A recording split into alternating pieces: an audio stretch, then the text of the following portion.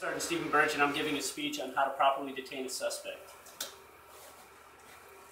Alright, if you find yourself in a fair fight, your tactics suck. Alright, so step one, we're going to be going over creating the disadvantage. You can create the disadvantage by making them handcuffing in the standing position, the kneeling position, or the prone position. Step two, when you actually apply the handcuffs, safety is paramount, so that'll be your number one priority. And then step three is searching the suspect. You want to do it systematically, and that can also be done in various positions.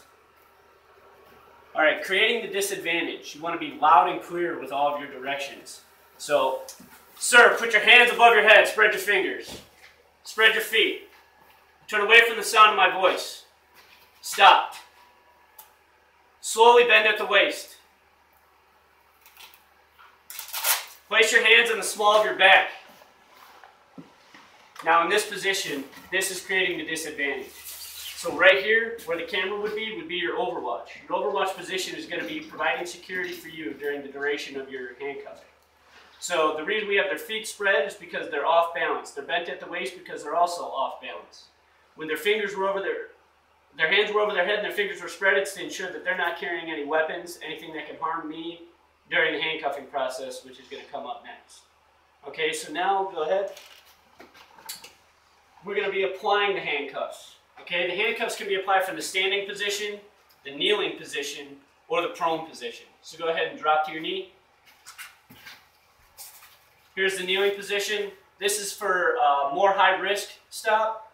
So if you're not comfortable, or maybe the person has some kind of disability, maybe they have bad balance because they're in cast, or something that might cause them to fall over. This is for their safety as well, because as soon as you detain a suspect, their safety is now your responsibility. You can also do prone. Go ahead and get prone. Spread your feet. This is the ideal position. This can be done anytime that somebody is an extremely high risk. This is definitely the highest rate of safety for the officer. So I prefer to always handcuff prone because you have the most control. So we're going to move on to step two, which is going to be the actual handcuffing. All right, so this is the actual handcuffing. Before you approach the suspect, where the cameras would be your overwatch. So you're going to let your overwatch know, I'm going to go ahead and begin the handcuffing. So you'll start moving towards your suspect slowly in a systematic approach, having him look the opposite direction of you. So you'll move in. You want to apply pressure to the back of the leg. Back of the leg here, this will help you keep control, and if they decide they want to get squirrely, you can apply the pressure. I'm not going to do it because I don't want to hurt Adams here. Alright, so with one knee in the back, you're going to go ahead and have them put their fingers together. You're going to grab a set of fingers. Right here, this is to maintain positive control. Now you've got your handcuffs out. You want to go ahead and snap on the first cuff. Once this first cuff is on, you never want to let go of this linking chain. The linking chain helps you contain positive control. If you try to go anywhere, I apply pressure here. I can turn the wrist down, but you never want to let go of these cuffs. As soon as the first cuff's put on, second cuff, same thing. Apply the pressure.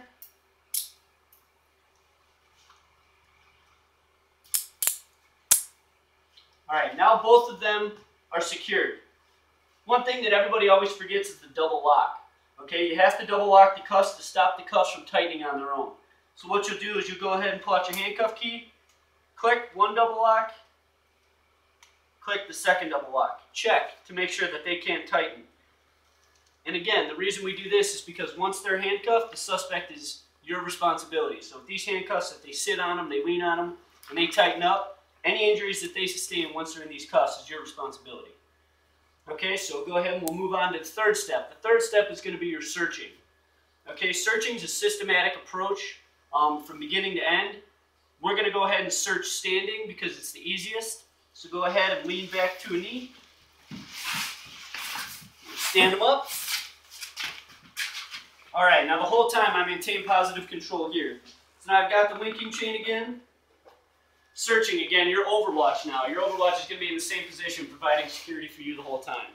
Okay, so your overwatch stands, and then once you start on this side, your overwatch will be over here. Once you move to the other side, the overwatch will move to the other side. So you always start with your, basically your ghost challenge or preliminary precursor search. So, sir, do you have anything sharp, pointy, or dangerous that can potentially hurt me or yourself? So he says, no, that's in case he has any needles, any knives, anything that might hurt me during the search. So he said no. So I've got positive control. I'm going to lean him back this way and divide the body into 4 quadrants. Upper left, upper right, lower left, and lower right. You start with a press and a squeeze, and you systematically work your way down. Down one side of the arm, back side of the arm, come back up this way, the whole time maintaining this control. And you'll systematically do that from one side to the next side to the next. And as I said before, you can do this in the prone position as well. That's for another high risk. So one step that I did forget, go ahead and open your mouth. So when you do that precursor search, you'll have your overwatch. You'll open your mouth and have him lift his tongue, see if there's anything in there that he has, maybe he's hiding or trying to swallow as far as drugs. So once the individual is detained, he's searched, you cut him this way, bottom left, bottom right. You can have him take his shoes off. You're going to shake out the waistband. Make sure there's nothing in here. Okay, you'll have him untuck his shirt all the way around. You'll lift the shirt up. Your overwatch can look to see if he's hiding any weapons in there. Let's say we find something. If we find something, anything, paraphernalia, knives, weapons, anything of the sort, you're going to hand that over to your overwatch and you'll start all over fresh from top to bottom and start over again to make sure there wasn't anything you missed. Okay, move on to the next slide.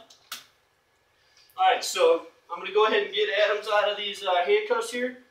So because they're double locked, it takes one spin in one direction to undo the double lock and another spin in the other. This is released, you snap the cuff shut immediately because that becomes a sharp object that can hurt you if he decides that he wants to do something crazy. 1, 2, and you break contact. Both of his hands go immediately to the top of his head and he stands there. So this will conclude the searching portion. Adams, you can go ahead and take a seat. Thank you. Alright, so in conclusion, today we were placing the suspect at a disadvantage. Placing the suspect at a disadvantage is the #1 security measure. They should always be at a disadvantage, like I said at the beginning. If you're fighting a fair fight, your tactics are terrible, you should always have the advantage. Proper handcuffing procedures, don't forget the double lock, and to maintain positive control, shutting the handcuffs as soon as you release them so they don't become a weapon for the individual to swing and hit you with, and searching once detained, systematically cutting the body into 4 separate quadrants, upper left, upper right, bottom right, front and then back. If you find anything during the search, you're going to start over from the beginning. Alright, so I hope the previous demonstration was helpful in future endeavors. These documents below will provide further insight into techniques and procedures. AFI 31201 has a ton of information on handcuffing, and AFI 31207, different information as far as security forces in the Air Force and use of force. That'll conclude my speech, and I hope it was helpful.